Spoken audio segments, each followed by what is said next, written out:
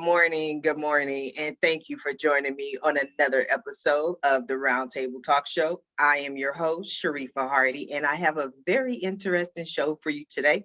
We're going to have some fun, do a couple of things different, and see where it leads us. But before I go ahead and do that, I want to go ahead and let you know that today's episode is brought to you by the Real Estate Playbook, a 100% educational workshop presented by real estate instructor Deborah Spence, with a simple promise to help you develop a clear plan to sell more homes and earn a consistent income selling real estate. It's an in-person and virtual event. The link is in the Facebook post. Go ahead and check it out. And while you're going ahead and checking out that information, I'm going to go ahead and introduce our first guest, Miss Melissa Jakes. Melissa is CEO and founder of Rescue Event Planning, a Washington, D.C. based boutique event planning firm to influencers, organizations, and corporations. During her career, she has been the right-hand event guru behind some of the most epic weddings, conferences, summits, event productions, baby showers, birthday parties, and other amazing events. Good morning, Melissa. How are you? I'm doing good. Good morning, everyone. Good morning. I'm like, okay, so can we name drop? We can't name drop. That's taboo. And I got to hear some event that you're like, yeah, that's me.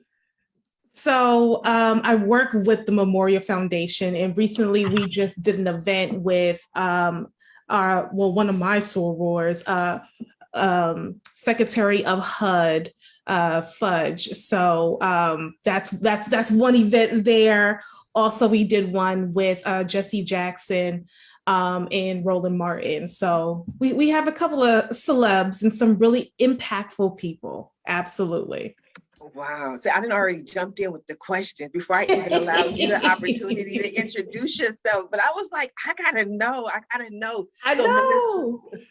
For those people, who don't know, who want more information, tell us who you are, what you do, and what you're passionate about. Yeah, so for those who don't know, I'm Melissa Jakes, CEO and founder of Rescue Event Planning, but I'm also a mommypreneur. And so I am a mom of two. I have an amazing supportive husband. And my passion is I love seeing well-produced events. And I also love to help moms who are thinking about that transition of that 9-to-5 world to, can I start a business and still be able to be present for my kids? And so we definitely love helping those type of entrepreneurs starting out, whether they're just starting out or they're in it and they're like, I think I might need a team. I'm not sure. I need some help and direction. So those are definitely my two passions, events and helping others. Oh, wow. And you do it with such a beautiful smile, though. Thank you. Sometimes when you're helping others, it can be like drudge work. So I love the fact that you still have that smile. You know what I mean? I think that's what we're going to be talking about today. That's the theme.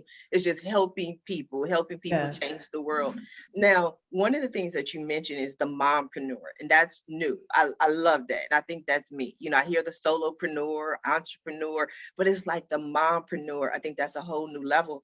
And out of everything that I've done, everything that I accomplished, it began because my kids were like, Mom, what's for dinner? I'm like, that was the magic, That was the magic line that took me here. So how is it for you being an entrepreneur and being a mom?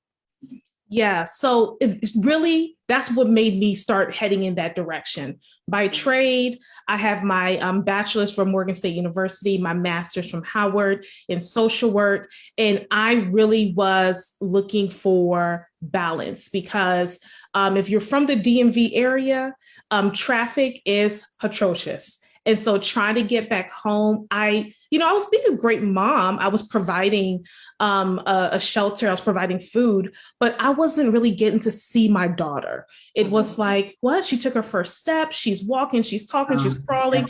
You miss all of that, right? And so the balance was I need to be able to be present. I wanted to be PTA president and be able to go on school trips and do all of that, right? So, and that was just when I had my You first. were serious about that too. I was. about a head movement. Like I want to be the PTA president. Yes. I want to be there, and I want, my parents, they're both Jamaican. And so they immigrated to the United States, and they worked their butt off to provide my brother and I the best education that we could, that we didn't have to want for anything. And so my mom worked long hours as a CNA. And though, she feels guilty of not being there for the plays and the school trips and stuff like that, I knew that she worked hard for it. So, but I knew that I also wanted my daughter to look back to see, yeah, my mom was there. We went on that. Remember that trip? Or, I'll be the mom who will have all the kids sleep over at the house and do the slumber parties. And so that really drive me to how can I still fulfill myself in passion? I got the student debt in social work. What you about to do? But I really love doing events. And my husband pushed me to say, why don't you just start the business? So I started while still doing my 9 to 5, and it just took off. And I said, I'm going to give myself a year. Will it work? Will it not? Then, we'll take it from there. And it flew. The second year, we were doing 16 events, 30 to 40 events. Before COVID, we're averaging 30 to 40. And then, of course, COVID came in and stitched up. Then we had to do virtual events and mastering that. And now it is taking off, because virtual events, you can do like 2-3 in a day. So, if not more. and not more, right? So it definitely has taken off. And then during COVID, I actually gave birth to my son. Wow. And so, Wow. Thank you. He's That 9 must have been months. scary though. Wow. It was definitely a different situation. But it was definitely being able to have the business, as the difference of my daughter of like, oh my goodness, I'm about to leave my 9 to 5. I'm about to do that jump and do this, to the security and the confidence I have now with my son, being 6 years into the business has definitely grown. And that's why I encourage other moms, you just got to start. You might start the 9 to 5 and do it. It's going to be a little rough, but you just have to start, because now I didn't miss anything with my son. I was able to see everything. He waved the other day and I said, oh, I can remember this now. His first wave to someone else. But that's what started it for me. I wanted to be at home with my kids to see their first steps and hear their first words. So I can definitely relate. Melissa, I am going to come back to you. I want to go ahead and introduce our next guest, the incredible Miss Libby Hikind. Libby is the founder of Grantwatch.com, the leading database search platform with over 25,000 grant opportunities across 59 different industries. Good morning, Libby. How are you? Good morning. I'm very fine. Very glad to be here joining you today. And thank you for the opportunity to share what I know. From somebody who has over 25,000 grants or even knows about grants, I thank you for the opportunity to share what you know. I think you're that person in the middle of the world falling apart. And I think we can all safely say that you're like, I got to find some help, and you're able to help people. Tell us about yourself. What are you passionate about, Libby? Well, I just want to relate to Melissa for a minute. I'm a mom and I'm a grandmother. And a wife, and soon to be a great grandmother. So yeah, I can't wait. And this business has grown from an idea to what it is today. I was teaching for the New York City Board of Education, now called the Department of Education. And I wanted to take my special ed class into the computer room, teaching. There were exams that they had to take, even though they were special education. They were expected to perform at that point at the same level as their counterparts. And as a teacher, I was going to be judged as to how they would perform. And I read about word processing. And this goes back. I don't even want to date myself. But the computers at that time were Tandy, Model 4s, IBM clones. That's what we talked about. And my principal said, Libby, no one's going to take your class. It was 10 students and a paraprofessional in the junior high school. And he said, if you learn enough to go into the computer room, you can take your class in there. What happened was I did learn. I went in there and found out that the computers did not have enough memory to do word processing. Okay, comes, what am I going to do next? I started learning and my passion started. Oh, wow, this is great. I'm learning about computers. My special ed supervisor said, give me an outline of how much this is going to cost us and I'll go to the district office. And he went and they said, and I really was disappointed because so much money was being thrown into special ed at that time. And they said, well, we're sorry, we don't have the money. But if Libby wants, there is a grant out from Tandy to prove that the Model 100, which is about the size of an iPad today, maybe a little bigger, and a screen about, maybe 5 inches straight across the top. If you could prove that the Tandy Model 100 can be used in an educational setting, you could win the grant. And I didn't know anything about writing grants. I had done some writing for newspapers sideline while I was teaching. And they said, come every day after school and we'll teach you. And I went and I learned and we won. And there were only 4 given out in the United States. Wow. Congratulations. Okay, outfitted a classroom with a dot matrix printer, Model 100s. This is how far it goes back, in a big Tandy machine. I remember all of that though. Like this is like going down memory lane for me. This is so fun. Okay, so then at that point, my school started to look at me a little differently, and I got invited to become a magnet school teacher for careers in computers and take my special ed students mainstreamed into a regular class. And I was in the junior high doing this. And then a Commodore 64 matching grant came out. I got a little note in my mailbox, please apply. And I did it, and we won $9,000 worth of computers, and the school board paid the other $9,000, and I outfitted a classroom with Commodore 64s. I was teaching Bank Street Writer, spreadsheets, entrepreneurship, the whole thing. And then fast forward, I ended up moving to Staten Island from Brooklyn, New York, to Staten Island. And there, just like you, Sharif, I ran for city council. You go, yes. I did. And you know what? My primary was 9/11. That was the day of the primary. And everybody had, and people had voted already. They stopped the voting. Everybody went back. And I went back to my school to help out because all the parents were coming and that you could see the smoke in Staten Island, everything else. I was actually campaigning that morning in a little piece of Brooklyn, got over the Verrazano Bridge before it closed, and there I was. And I don't want you to lose that thought, Libby. I don't want you to lose that thought. Okay, but so I just want to know, have you written your book yet? Because I want to buy it. I don't, this is like, if it's out, I want it. I created an outline, but the outline was all about applying for grants. And I didn't do anything personal in there. So I don't know, maybe I should do the personal part as well. You're taking me I'm like, I wish I had taking you in history, right? Yeah. And absolutely. So now I didn't, of course, we stopped running for office. And since you want some history, my campaign was like, what do we do now? They were hyped. The adrenaline was rushing, right?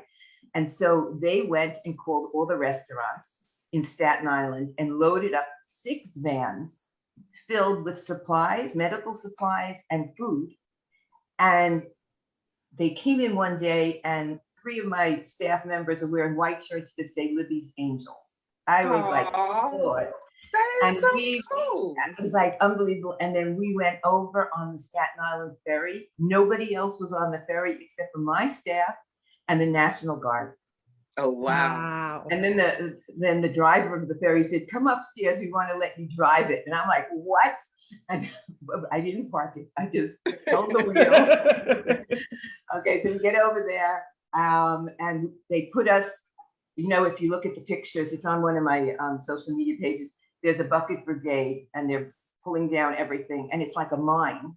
When the mine signal goes and everybody has to run, that's what happened about 3 times there. So we were down there, then we ended up in Fresh Kills. We ended up at staging areas, feeding the workers. And so you have all these experiences happening. And then we ran 2 weeks later. And of course, it was a really difficult time. The incumbent won because people wanted security and everything else. But here I am. So I have all this background and now I have all this time on my hands and I go to work for college because I can't go back to teaching until the next school year. And I'm teaching. So, when I do go back, while I was free, I wrote the grant for Child Health Plus which brought to Staten Island, the last time I called, it was over 50,000 children got health insurance because of it.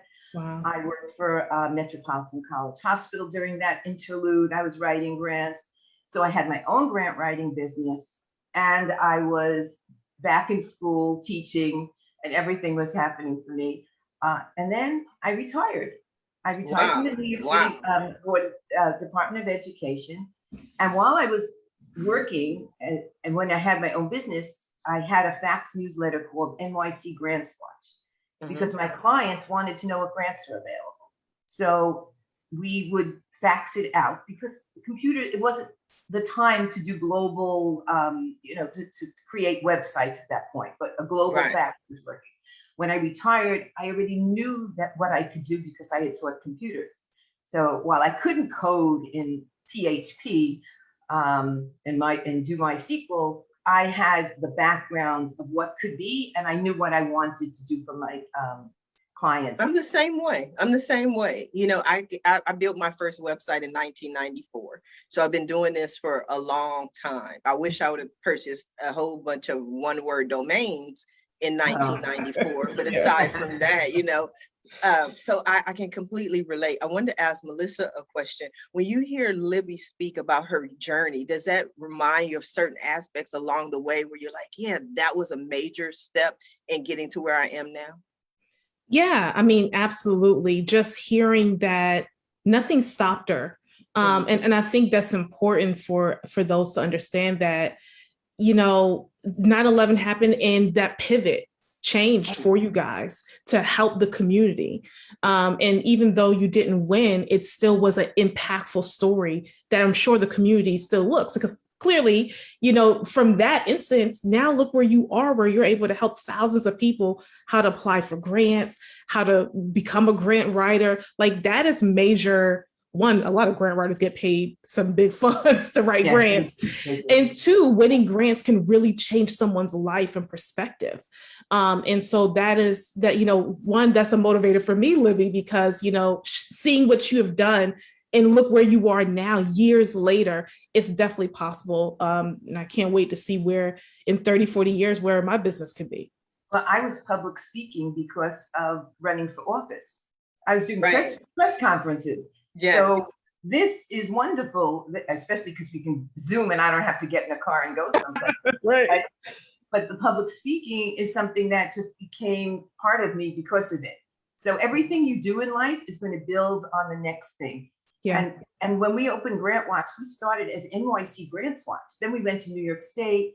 Then we started the tri-state. We kept moving across the United States, adding more and more. And then we went international, Canada, Israel. And so that's where we are. And we just keep growing and adding to what we're doing. And I'm in development every day. I don't stop. I just constantly trying to do something else and add value for the customer. Yes, I mean, I completely can relate. Now, one of the questions I wanted to ask you, Melissa, which was interesting about what Libby was saying, is the Libby's Angels. I really, really love that. So as an event planner, how do you come up with those moments? Because you see them in photos, like that's a moment. That Libby's Angels, the picture, that's a moment. How do you consistently come up with those moments?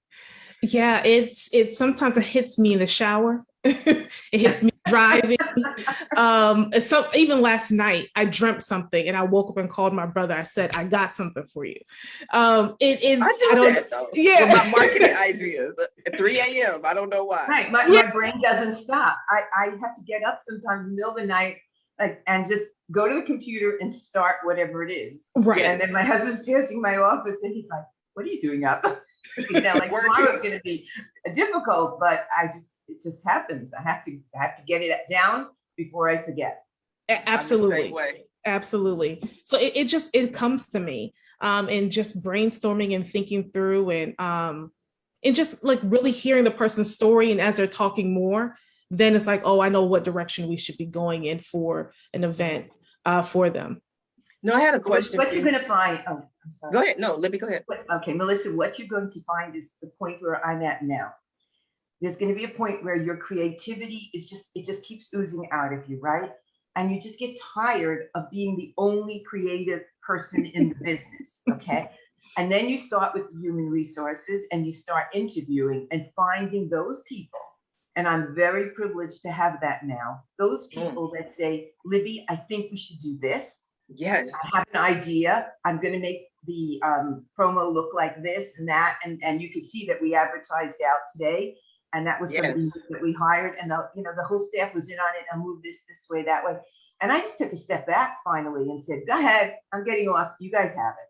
Yeah. And that's really that's the next step for your business. When you can step back, and I'm trying to really put that into play, and make your staff self-manage themselves. Do that. I don't know if that's a word, self-manage themselves. Yes. Self-management and there are so many products out there that we've tried, management products.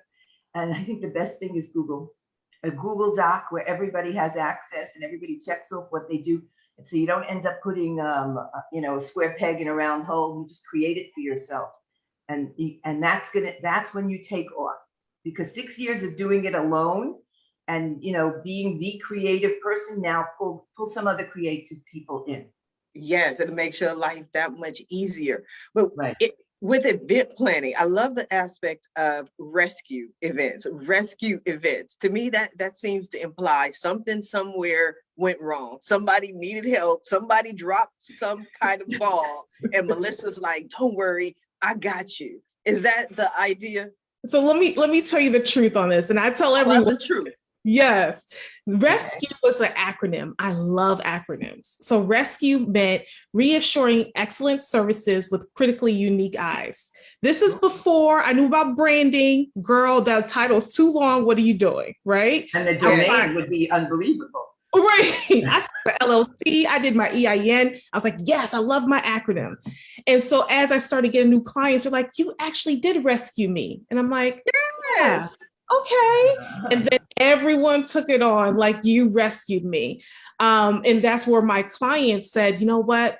Especially when scandal was really big. You're like Olivia Pope. You came in and solved it for me and it's handled. So I said, okay, I refiled. I just took the acronym out and just did rescue event planning and did the trademark off of that way. And that's truly how the name, your clientele tells you exactly. But you know what I also think is a wonderful, didn't mean to cut you off, but I tend to, that's who I am. But one thing that I love about that example though, is that I always tell people, you don't necessarily, and it's clear in Libby's example as well, you don't always necessarily wind up where you start out, but it's a part of the journey. So you wound up as rescue event planning, but you had a whole different idea. You had a whole different plan. I wanted to take a look at your website. Don't stare at me, but real quick. Oh, we lost your volume. Okay, let me go back. Oh no, we hear you. Okay, I'm looking at the picture of you speaking, so we hear you. Let me go back. Let me see if I can. There was a question on your website, and I wanted to ask. Let me see if I can get back to it. Okay, let me tell you. And while you're doing this, grantsyouhelp.com was grantswe.fund. grantswe.com, then you help with the letter U, help fund, then you help with the letter U, and then we finally got to be youhelp.com. So wow, it's a journey. Yes. Yes. So can everybody see rescue event planning? Yes. Oh, great. Yes. I love it. I was looking at your website, and what stood out to me in that first clip was what Libby said about the team. Like everything to me just screams that it's a production, that you're putting this on. Yes, absolutely. And like Libby said, I am getting to that point. I literally just had a phone call with my admin one today where I said, you know what, I think it's time to add more folks. And we're gonna do it. I know COVID is still in, but a lot of people are inquiring about in-person events. And I think we're ready to start looking for some hourly people to be able to handle what's about to happen, because everyone is going to want to do some type of conference, in-person events. They're tired of being cooped up. as people are getting their vaccines and stuff. And so, yeah, it is like for this event here, this is by the MLK Memorial down in DC, and they do, they're the beginning of CBC week. And so they have. Who's that? That's John Lewis. Yes. That is Did he John just pass? Lewis. Yes, he did. He did. Oh, wow. So and that's like having opportunities like this is amazing. Like we were in the room with Jesse Jackson, with giants. People were on Congress, and they're just cool and collective. But be able to support. They look very happy. Everybody was very happy and relaxed. So you did a great job. Thank you. Even your staff. Look how happy your staff is. Yeah. We pulled it off. It was definitely amazing. It looks amazing. Rescue events, yes, I love it. But I had to, as someone in the chat had a question for Libby. Siobhan, please forgive me if I'm saying it wrong. Siobhan Jones would like to know, is it difficult to apply for grants? It depends on which application you're applying for, what grant you're applying for. A grant could be very small. It could be 1 page online with just a few short questions, or it could be 100 pages. It really depends on the funding source and who they're funding and what they're planning to fund. The smaller the grant, the less difficult it will be. That's usually a rule of thumb. Okay. Yeah. That's probably Siobhan Jakes. That's probably my mother-in-law. Hey.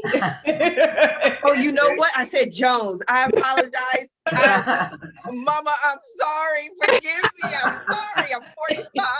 I keep telling myself I don't need my glasses. I'm lying, Mama. I'm sorry. Siobhan Jakes. I'm sorry, but she did. How do you see who it is? That's so cute. Yeah. No, but look, she is definitely passionate about helping others. And she just needs help getting off the ground. So I definitely think having her connecting with you guys is definitely what helped her kind of get. We have grantwriterteam.com, and that's where you put up a request for a grant writer. So if you're on grant, go ahead. Sorry, I didn't mean to interrupt. Again, that's who I am. Can we show the grant website? Yeah. Sure, go ahead. Okay, you said what was the website that we're going to? So start on Grantwatch, and I'll show you what I'm talking about. Okay, grantwatch.com. We having some fun today. Okay, where am I? Back on the. Okay, there you are. Okay, so right here, let's say you go down a little bit further for a minute, and let's pick a grant. Keep going a little bit more. Right there. Pick one of the titles. I gotta find me something that I can do. I'm gonna look real quick, but would you like to go into the BIPOC? California. I found California. Okay. I'm sorry. Okay. All right. Grants to California public and private entities to develop and maintain. I'm gonna maintain sustainable energy. I don't know how yet, but if I could get some money for this. Okay, so you see, if you just go down a little bit further on there, you'll see a button that says request a grant writer. So let's say you got to this application and you said it was really too difficult for you to apply or for your organization to apply. You can click there, request a grant writer, and then you'll be on grant writer team. And here you see it's already going to be filled in for you. And you can add 4 more. And then when the request goes out to the grant writers, they're going to give you a flat rate bid on each of those that you list.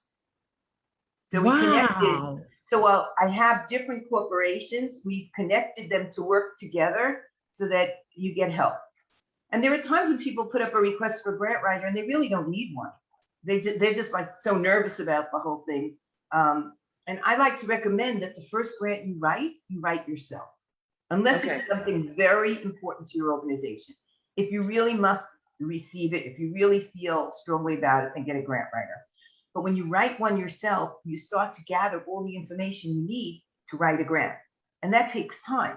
You know, the preparation, like when you're painting your house, it takes longer to prepare the walls and the windows so they don't get, the ceiling doesn't get paint on it, and the walls and the floor. Right. So it's kind of the same thing. Sometimes it takes longer to prepare all the documents than to actually do the writing. So if you write the grant yourself, the first one, you're going to be gathering all that information together. Okay, we'll go back to the website, but I had to come back for a question, Libby. Okay.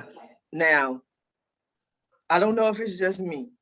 Is it true? Because sometimes people feel like the only way to get a grant is to be a 501c3.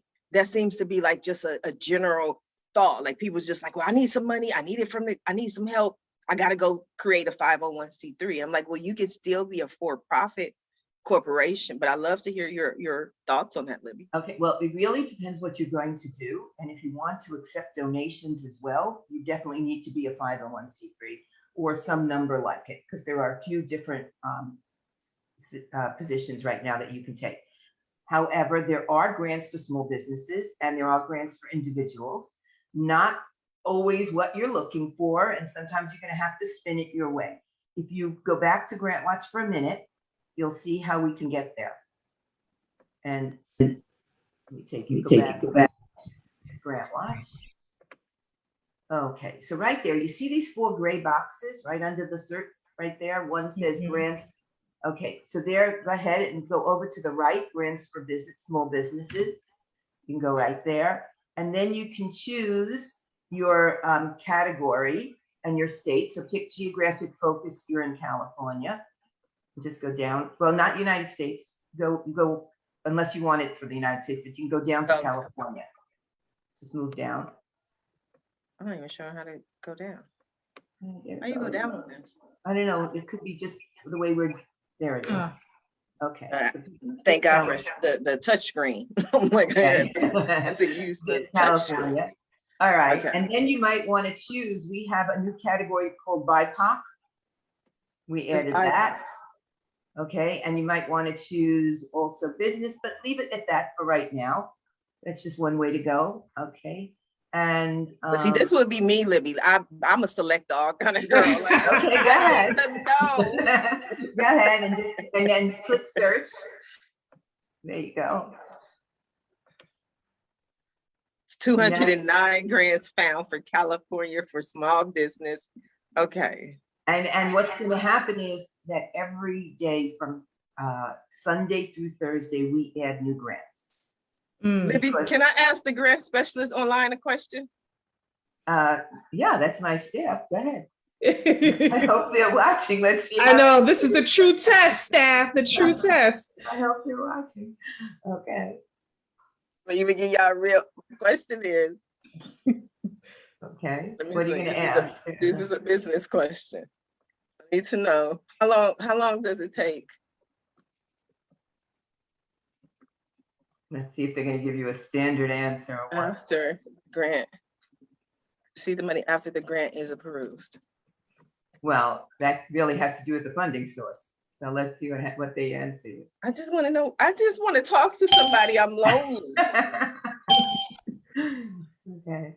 And we don't have. Hi, it's Susani. Hi, Susani. Is that Susan?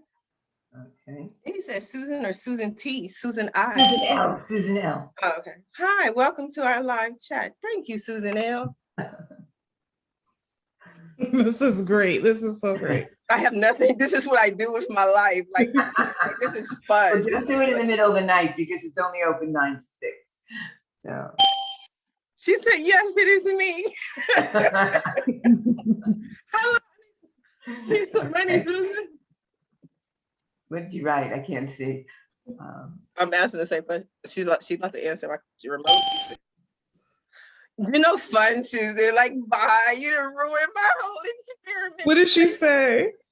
She said, I'm watching you, or I don't know how to get out here. I'm watching you on Facebook Live. Thank you, Susan, for participating. Yeah. In the online test to see if you deserved your job, and you do. Right. So we appreciate you.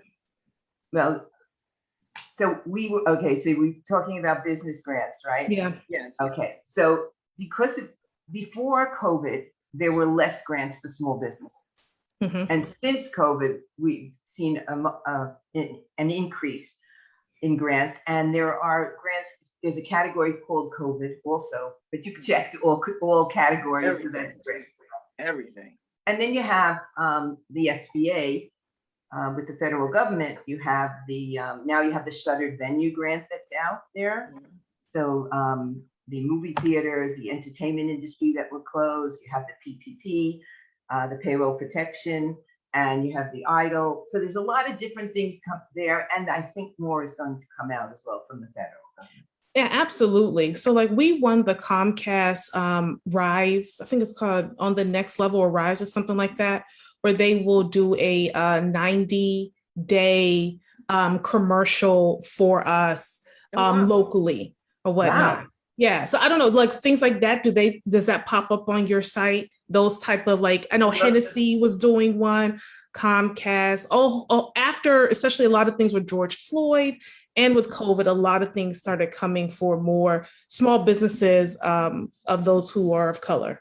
Right. So that's why, as a result of COVID, we added the COVID category. We added social justice. We added BIPOC. We became much more aware of the needs because there was much more out there in the news to create awareness. And so we then went searching for the grants. So it's there. And those grants that you're talking about, like a Comcast grant, that's an in-kind grant from Comcast, where instead of giving you money, they're giving you product. Yeah. And we have those too. So, and then you have also a business that may not find a grant that they're eligible for, can go to our other website, youhelp.com. Do we have that one? Yes, I think so. It's the one all the way at the top right corner, the tab on the website. So just move up. There it is. That's You Help. So there you can start a fundraiser. And if you click fundraisers on the navigation bar, you could see a whole bunch of fundraisers where people are raising money through our system. And the beauty of You Help is they got $49,000. Yeah. that organization. Sorry, look, now I'm about to put my glasses on for real. They got $49,000. And they got it from people. So that, you know what, You Help is different because when you apply for a grant, you're applying to a funding source, and that board has to decide if they're going to fund you or not. Here, you're applying to the universe. People are just deciding whether they want to provide funding. So these are the most recent ones that are out there, and the group works. This YTI, they work with the at-risk youth, and they're doing music with these kids, and they're actually taping them and producing songs. So it's really nice. And their whole team, all the kids are out there trying to raise money and giving out the link. And they did something really different. Because they needed something, we created it. They wanted to have recurring donations. So if somebody said they'll give you $7 a week for a year, that's what they wanted. And we then reprogrammed it and took another payment processor that allowed it, and we did that for them. So we're constantly developing according to what the needs are of the clients. And why are the numbers, the donation amounts so odd? Is that because of like the fees that are taken out? It just seems kind of interesting to me. I find they did. I think they did. It could be $1 a day for a year. Okay. It could, they had options. They could do one. Why are there $364? $336. Yeah. We don't take any money. You Help was created to really help people.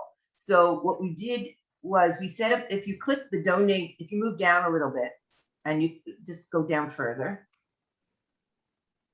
and click donate now, the big one right there in the center. So right here, this is just anybody could enter anything they wanted, but you see here, thank you for including a tip. Now click that and put other amounts, and you could put 0. And the donation is still going to go through. You have to put a 00, but it'll you see, we ask you again, but that's about it. But it'll go through. So we don't take anything from the money that they raise. We ask for a tip. It's not mandatory. That we have the recurring button checked. It can be unchecked. So it's just a one-time payment. And the $7 was the suggestion that this particular campaign wanted. So we did it for them as well. And so but there are payment processor fees that we have no control over. Right. We got, so that's 2.2% and 30 cents per transaction. That's it. So there's no fee to use You Help. But if you say, listen, I really need help. This is something brand new for me. I'm not sure how to do this. we have a coach. We have crowdfunding coaches. So you can pay a subscription and you can meet with the crowdfunding coach twice a week for 30 minutes. For as long as you're paying. Can we just hire someone to create the page for us? Because that's the kind of how I do things. Like, I don't want to talk about it. Can you do it for me? It's really simple, and a lot of the information you have and you need to put in yourself. Like, I can't connect you to a payment processor, right? And I can't put in and I don't know your EIN and the exact name of your corporation. So most of it you'll do yourself, and then you'll talk to the coach afterwards. The content aspect, like I can get the EIN and all that other stuff, because even when I was scrolling through the page, I noticed, and I may be incorrect, that it appeared to be in the order of who has the most donation. So the person with the donation, the 49,000, he was first, and then it went down all the way to somebody I think who had raised $200. So the more they raise, the higher they appear. We move them up, right? I think that's a good benefit. We also show the campaigns in our social media, and we send out a newsletter every week that shows all the articles we have in the grant news part of Grantwatch. And along there, every time you get a donation, you pop into the newsletter. So there's like 6 campaigns in the newsletter. And if somebody just gets $5 and that's all they raise, until the next person gets a donation, they might be on the top. So we're constantly displaying you. And you know what else we do? People call up and they don't have money for Grantwatch, especially during COVID, right? So they say even $18 a week as a subscription might be too much for them. They just want to look around. So we say, okay, you're asking something from me, I'm asking something from you. Go to UHelp. Give a campaign $5, minimum $5. And when you're done, you're going to get a coupon that says free 24-hour pass. You click it, you're on Grantwatch, you have full access for 24 hours. Every time I'm just loving this more and more. When we at 9:00 a.m. Pacific time, you're going to see Sharifah Hardie everywhere, because I'm going to be all over there, and I'm going to set a UHelp page. But my question in regards to the order was, I would go, okay, what did this person say or do to collect that much money? Like, I would want somebody who can professionally write the content for me, so that, because it has to be a certain theme or certain spin, I think you called it earlier, to grant writing or just fundraising. You know what it is? It's your backstory. Yes. What are you about? And you can do your own little video on your Android or iPhone, and you can put it up. Once you start talking to the coach, he or she, they can go over it with you. But you need to start, because your passion has to come out. The same thing with grant writing. If your passion is not jumping off the page, then you're not going to get funded. I mean, just think about Melissa. If you go on a job, if you're not passionate, if you're kind of like, oh, yeah, I could do that wedding. Yeah, absolutely. You're not getting the job, but yeah, let's do it. I could just visualize you in that white dress. I can see him coming down halfway, and then, with his parents and stopping. And then, I can see the whole thing really from start to finish. You got the job. Same thing with grant writing. Same thing with UHelp. But UHelp is not just what your page looks like. It is whether you are sharing it out to your immediate crowd. Start with your family and friends. And I hate it when people say to me, but I don't have any friends. I get that. And I'm like, well, at that point, if you can't, then what about the contacts in your phone? What about your email list? Go through it. If you're just this total loner, UHelp is not going to work for you. It's gonna work for me. That's why I said 5 minutes after the show, you're gonna see a Sharifah Hardie UHelp. But my question was, do you allow political campaigns? I don't think so. See, that's what I'm saying. We don't. I have to figure that out. Yeah. Okay. We really need to look at it, because what's gonna happen? We're gonna alienate half the people. Yes. And we really want to be there for everyone. So it's made for nonprofits and small businesses. There are a few campaigns there that have to do with medical bills, but we've checked them out. We know it's real. And so we don't always because it's too much time on the staff. But sometimes we hear we feel like crying. We're on board with it. We want to help. So you'll see, I think there's about 3 of them up front, and they've been raising nice money, but we're somewhat connected to it. Okay, absolutely. Right. Okay, well, we might have to have Libby sit down with the California Secretary of State, you know what I mean, and let me raise some money for my run for Senate. But What are your thoughts, Melissa? This is all interesting and fun. Do you have any more ideas for your business and how we can create some grant writing or fundraising opportunities for you? Yeah, the wheels are turning, and and it's funny you said this, Libby, about the U Help I think is a great place to start from for some small businesses that are thinking of building on to their business. So one thought is before COVID was having a actual event space, because there are certain areas in the DMV in Prince George's County where you have your parks and recs and those type of things, but there's not actually a event space for smaller events versus your we have something out here called Martin's, where they're kind of all in catering, all that type of stuff. A place where it's just a hall where people can just come and do their own setup. And so that was something that I was thinking getting into. But of course, that costs funds of leasing a space and getting it prepped and ready and all of that stuff. And so I was going to go through the process of crowdsourcing. So I think that might be, your site, if that is allowed, your site might be a good place to start, to even just start thinking through that again, post-COVID. You know what I'm thinking? I don't know if this makes any sense. Tourism needs to come back, right? Yes. Mm-hmm. Okay. And what if the people that you run events for were willing to allow 2 tables of guests that are on a tour bus to participate? So you have extras at the wedding or something like that. Right. And so it's kind of like an exchange, and then you can go to the government for tourism and see how you're adding to the tourist factor. And so you need the park. You need that space in the park reserved for you. Yeah. Because now people are going to be able to come. Some kind of Experience. Pull in somebody else, some other need that the community has, and tie it to your event plan, so that you can get that space maybe for free. I like free. Free is my favorite. Free, and free. Just like that commercial. And free, and free, and free, and free. What about where you have parking lots that are where the stores are closed on a certain day? Yeah. The mall is closed, and you get the rights to use that during that day, on that day. And so you book events. So that's interesting the way you said it, because one of the things that I love to do, and I haven't done since COVID, is I love stand-up comedy. I grew up with stand-up comedy, the Richard Pryors, the Eddie Murphys, the Martin Lawrence. So I would put on stand-up comedy shows, and I would always contact the venue and ask them what was their slowest night. So I always felt that there was a venue who had they're already open, they already have a bar, but they don't have any people. So it was always to what works for, what is the need of the community. And one thing that is definitely happened now is you have so many venues that are empty. They're hungry for their business because they've been sitting empty for a year and a half almost now. Yeah. You have to make sure your contract's really tight, because if all of a sudden they get a renter for that space, and you have something booked months in advance, that could be a problem. But there happens to empty storefronts. Big storefronts. That's true. So we can write some grants and get you some storefronts. Yes. I like that idea. I do.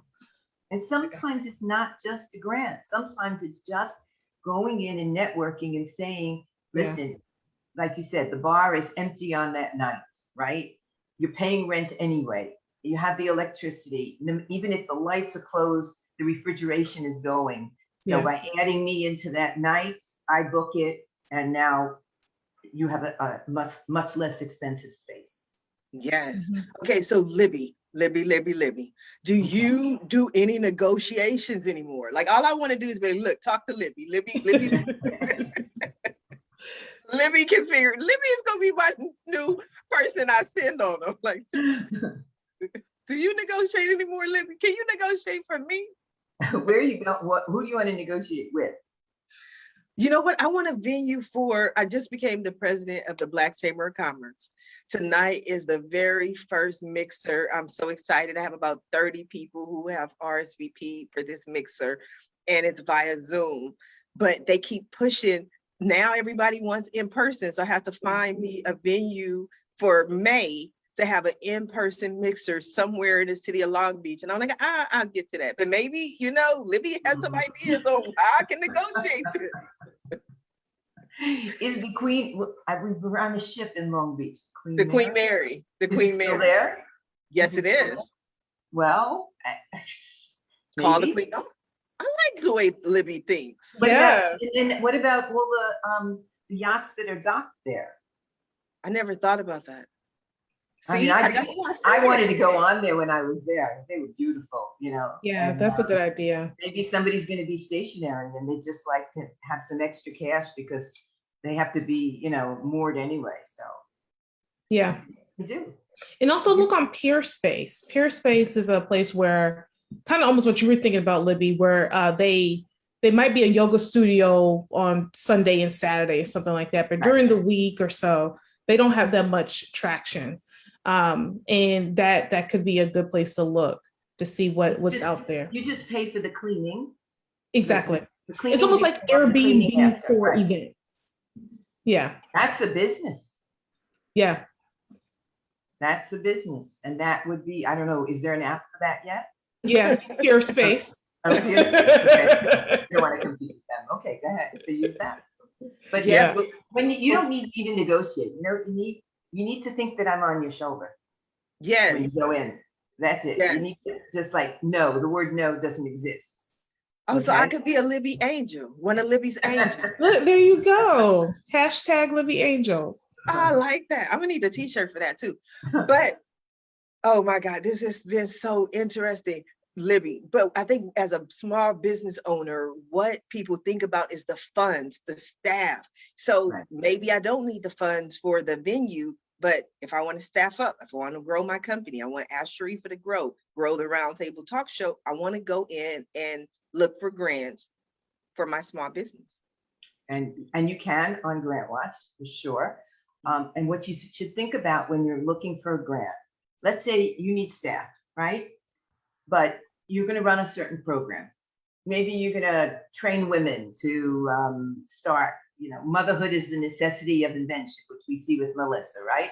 Yes. And that should be your tagline if you're talking about mompreneurship, right? Yeah. Whatever you're going to do, take that person. You're not going to use a whole person to run a program. You're going to use a part of a person, right? You're not going to use a whole building to run your one event. You're going to use a part of that building. So when you think in terms of a grant, think in terms of what would the whole cost me and what's the piece that I need for this proposal? And then go and apply for another proposal and what's the piece of that whole that I need for this proposal? And that's how you get everything.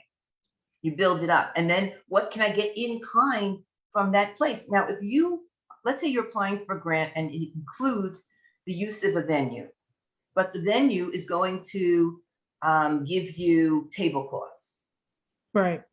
Those tablecloths are an in-kind contribution. So if you're mapping out a proposal and you're trying to show your budget, put the cost of those tablecloths as in-kind. Okay, if they're giving you housekeeping in-kind. So you show that the community is really involved in what you're doing. And that also brings the funding source to like you better, because you're just not like sitting there in a room all by yourself deciding that you're going to do this. The community is all involved. So that's another hint that you can do. I like this. Has been an excellent show. Excellent. Yeah. I learned a lot. Like I said, at 9:01, I'm going to be on grantwatch.com. No, you know what? Not 9:01, 9:04, because I need to think for a minute of what I want to ask for. Because I'm be on there like, I need this, I want this. I want to tell you my most important tip. Okay. Eligibility. When you look at a grant, if you're not eligible for that particular grant, the funding source is listed the eligibility very clearly. If you don't meet all the criteria, you have two options. One, walk away. Don't apply. It's not for you. There'll be another grant. Don't worry about it. Two, find someone else that provides the part that you're missing and get them involved in the application. If you can do 75% of what the funding source wants, then you become the lead organization. If they can, then they're the lead. Okay, so look at it that way. If you need to be a nonprofit, but you're a small business, then pull in a nonprofit and you become the subcontractor within the proposal. Yes, Okay, words so to live by. Thank you, Libby. That was Yes. amazing. Now we are coming down to the last few minutes of this show, and this is a show like no other. So you definitely want to go ahead and share it. But what I always do at the end of every show is just simply allow my guests the opportunity to speak directly to the audience, to everyone who is watching this show live, as well as everyone who is watching it in the archives, and let them know what you want them to take away from your appearance here today. And we're going to start with you, Melissa. Yeah, so again, this has been amazing and great information. So if you guys wanted to reach out to us, Rescue Event Planning, you can head over to our website, rescueeventplanning.com. And there is Let's Chat Connect button, and you can always schedule a complimentary 15-minute consultation with us to see if we are a good fit for you and for your next event. Virtual events are still in, so we are definitely still doing those. And it's still something that's probably going to stay around. So start thinking about that for those authors, those entrepreneurs who are thinking about exposing themselves to different audiences. You have the whole world going virtual. So that's definitely something to think about as the year is progressing on. And for those who are mommypreneurs and you're kind of struggling, and you're just not sure where to go, you can head over to melissajakes.com and we can connect there as well, where we have Mommypreneur Wednesdays and we feature moms who are doing great, amazing things in the community. And they're able to have that platform as well. I love it. I love it. That's beautiful. I would like to, I love the shot while I'm watching. Like, I would like that Boss Babes picture in the background. I need one of those hashtag goals. I need to add some of that. Oh, and I even love the focus, darling. Yes. Focus. You gotta focus, darling. Like, this is good. This is good stuff. Thank you, Melissa. I appreciate you. Libby, what do you have for us? well, I want to thank you first for having me, Melissa. Thank you for being a co-panelist. You're just a lot of fun and a great inspiration, giving me more passion and energy to wake it up a little bit more. And I want to thank the subscribers to Grantwatch, and they're countless. They're all over the world. Thank you for being a part of our family. And you are a family because we have a family of websites. So we have grantwatch.com, grantwriterteam.com, and youhelp.com. And you can go from one to the other. You will need a different, you can use the same username and password, but you need to register on each because they're all separate corporations at this point. And we are here to help. We have phone, we have chat, we have email. support@grantwatch.com is our email, 561-249-4129. I hope I got it right. That's our phone. And there's a picture, Ask a Grant Specialist, that's there. So from 9 to 6 Eastern time, we're on. If you start a chat and we're not on, we'll contact you back after that. And as I said earlier, if you can't afford Grantwatch, go to YouHelp, help somebody else out, give them $5, you get a 24-hour pass. Come back to Grantwatch, you'll see the wealth of information that's there. And I guess that's pretty much it. Grantwatch.com, grantwriterteam.com, and youhelp.com. And we're just here to help. That's what we do. Well, you're going to help me, Libby. You already helped me today. You're about to help some more because I'm going to spend a lot of time over for 24 hours. Give me 24 hours, Libby, and I would be on there applying and asking for everything. This was a great show, and I believe that it exemplifies my belief that everything works out the way it's supposed to work out. And this show was incredible. It was one of the best shows I've done in a long time. So with that said, I want to thank you, beautiful ladies, for being a guest on today's episode of the Roundtable Talk Show. And I especially want to thank everyone who tuned in to watch this show live, as well as everyone who is watching it in the archives, especially you, Susan. You did a great job, Susan L. Thank you for tuning into the show. I appreciate you. I want to thank Siobhan Jakes for tuning into the show. I appreciate you. And everyone, please go ahead and share the show. And I always ask that you watch the show and that you share the show, but please support our guests. Our guests are here and they shared so much information with you today. Please support them. Visit their website links, follow them on social media, reach out to them, send them a message. And when you do, please let them know Sharifah Hardie says hi. Now, if you're interested in more ways that I can help your business, or maybe you want to be a guest on the Roundtable Talk Show, please visit my website at AskSharifah.com. Until tomorrow morning at 8 a.m. Pacific, everyone have a safe and a blessed day. Bye now. Bye. Thank you.